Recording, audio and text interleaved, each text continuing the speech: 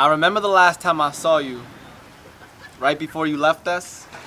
You were just sitting in the back seat taking me to class, and now a few days have passed by and I can't understand how or why life is moving on without you.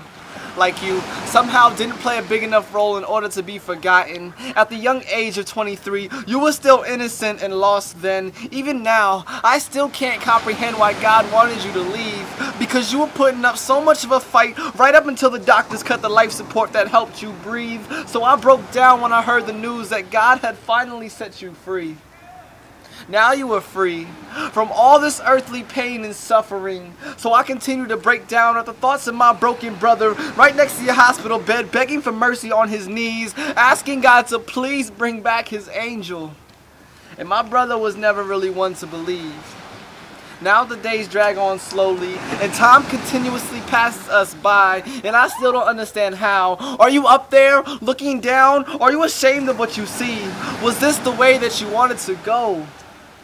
On earth you always seemed to be so happy, but you couldn't hide your pain behind your smile, and I guess your laughter wasn't the best kind of medicine after all.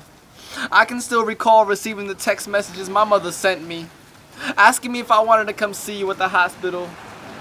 I never did text her back, and it's not that I didn't care about you, it was just that I couldn't deal with the fact that you were actually dying. Maybe that's why when I spoke at your memorial service I couldn't stop crying, and I know you tell me to keep living my life, and trust me, I've been trying, but if I said I didn't take your presence for granted, then God knows I'd be lying, and I just want to tell you that I'm sorry. And if my words could bring you back, then I would never stop writing. And if you were out there in the audience, then I would never stop reciting until the room was left empty and my tears were done drying and it was just you and me.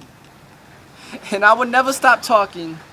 Never stop asking you questions like, what's it like in heaven? But more importantly, how do you want me to tell your life story?